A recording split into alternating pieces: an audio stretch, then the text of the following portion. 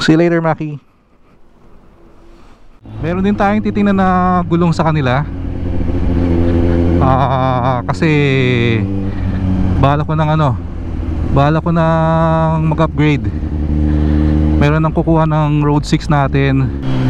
Mamaya ako napakita guys kung ano yung kino-consider ko na ipalit kay Road 6.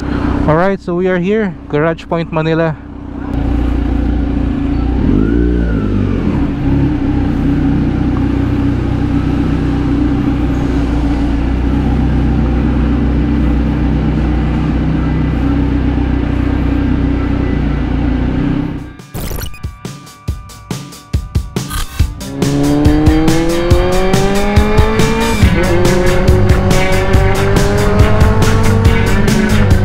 So good evening everyone, welcome to Newbie Rides.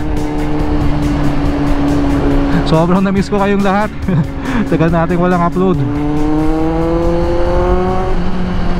Medyo busy lang talaga, ang daming inasikaso rin. And ang hirap din talaga mag-ride pag panggabi yung trabaho mo. Pagkatapos kasi ng shift mo sa umaga, syempre medyo pagod ka na. Tapos madalas mainit sobra. Kakatamad magmotor eh.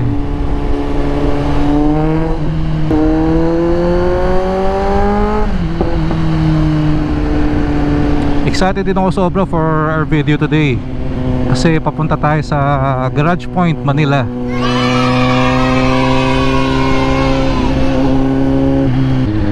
Nakikita ko lagi sa Facebook yung shop na yon. Medyo bago pa lang sila pero solid eh. Talagang specialty nila is mga big bikes. And recently kasi nagpa-raffle din sila. Hindi na nga, sinuwerte tayo. First time manalo. So may voucher tayo sa kanila. Tingnan natin kung ano mga accessories meron doon. Meron din tayong titingnan na gulong sa kanila. Kasi bahala ko ng mag-upgrade. Meron nang kukuha ng Road 6 natin. Again, satisfied ako sa Michelin. Pero siguro at the end of the day, hindi siguro pasok sa akin.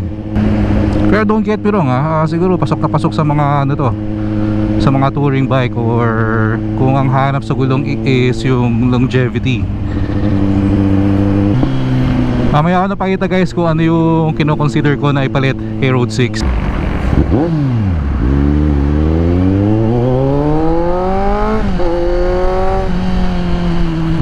Yun lang, lubak. Mukhang medyo mahaba-haba pa yung biyahe, so konting kwentuhan muna tayo.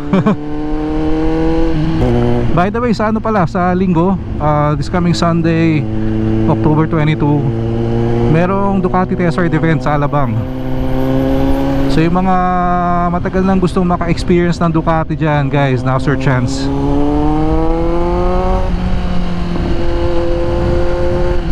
Sobrang daming Ducati bikes na naka-line up.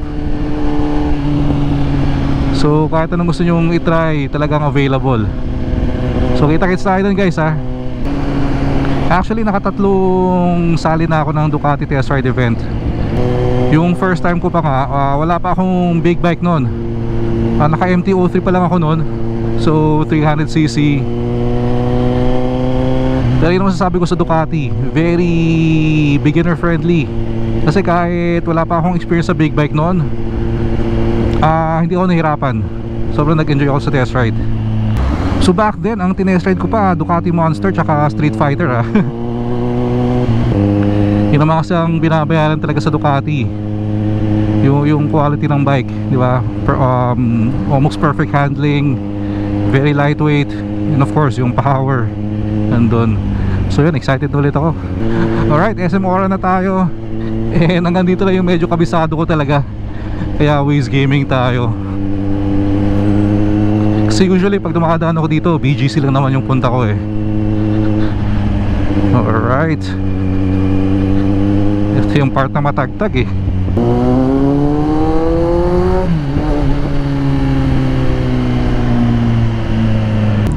Kita na natin yung flag guys, lapit na. First time ko sa lugar na to Dito na dapat eh. Liko tayo. Alright, so we are here, Garage Point, Manila.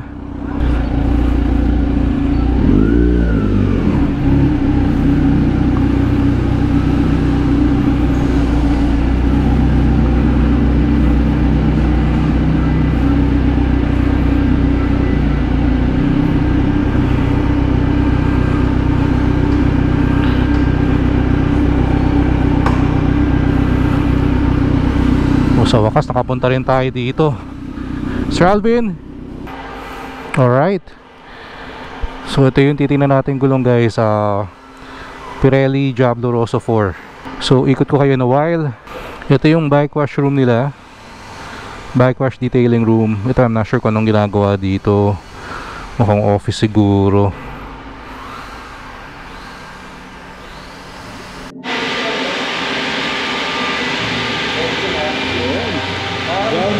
Ground motor.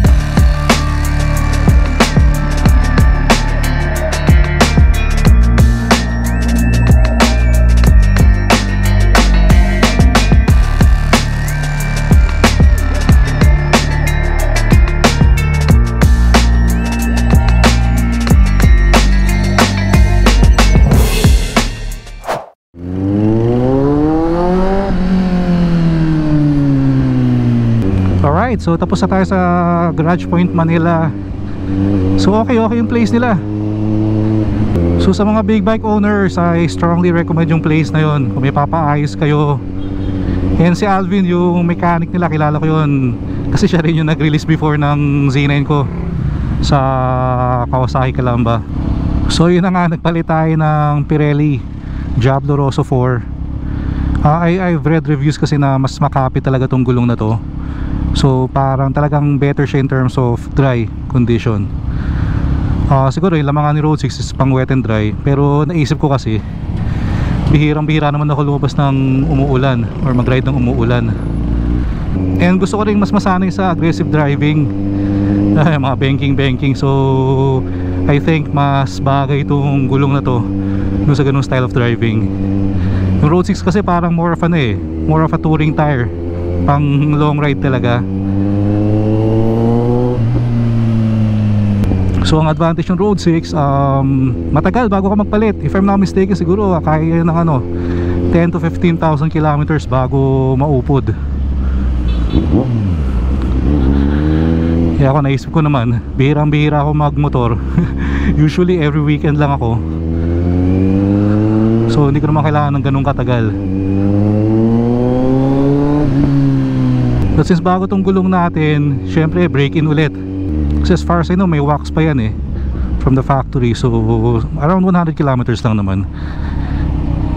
And hindi naman kailangan sobrang i-baby mo. Siguro ingat lang sa mga sudden acceleration, tsaka sa mga higa-higa.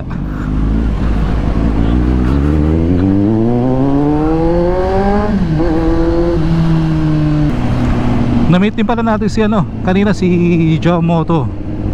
Nandun siya sa Garage Point, Manila. Pinapaayos niya yung ZX6R. And mukhang malapit na rin matapos. Actually expected nga niya matatapos na kanina pero meron daw silang lakad tomorrow sa Baler. With naman yun, motorismo yun. Pag medyo batak na tayo sa long ride, sana makasama tayo sa mga ganung ride, no? Pero so far, first ride impression ko, very very smooth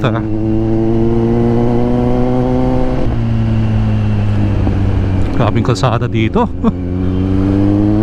Very nimble naman. Yeah, para mag-enjoy ako sa gulong na to ha.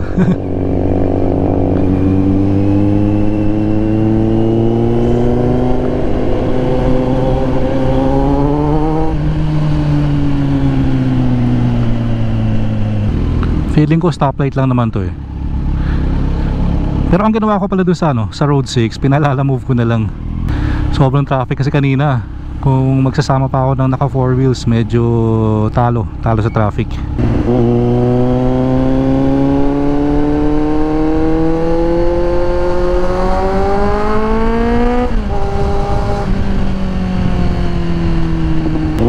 And medyo mas confident na rin pala tayo mag-ride ng gabi ngayon. Kasi sasanay na tayo, meron naman tayong aux light. Ito pag wala, diba, ang dilim eh, no? So laking bagay din. Try natin guys ang pinagbabawal na technique. Medyo mahaba nga naman to. Napapanood ko naman, basta bibigay courtesy ka lang kung sisingit ka.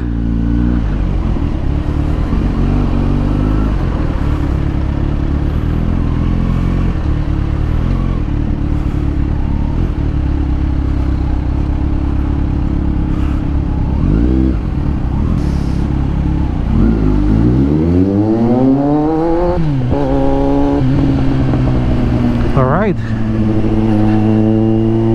Kung naka 4 wheels ka, medyo ano yun, uubos oras mo dun.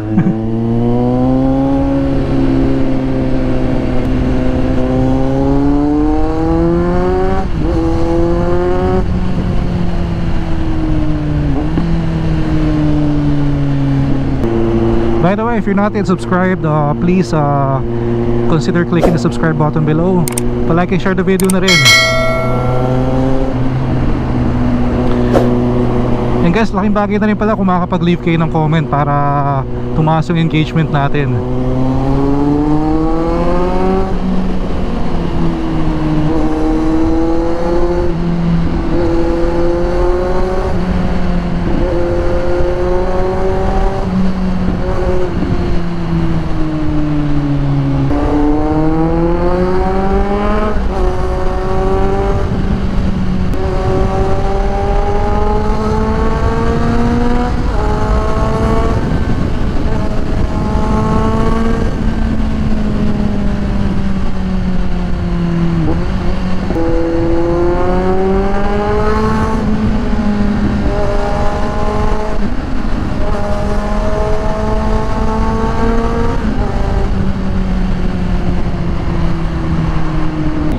And also meron pala tayong budol tips today. So syempre kaka-browse natin ng mga riding gear. Share ko dito sa mga naghahanap ng sobrang good deal na riding jacket. May nakita ako sa Motostorm Dainese, 50% off. Sobrang mura guys. Kahit lagyan nyo ng shipping fee to, sobrang mura pa rin compared sa kung bibili kayo locally. Usually ang shipping fee ng Motostorm is $45. So 2,000 plus. So yeah, sulit pa rin.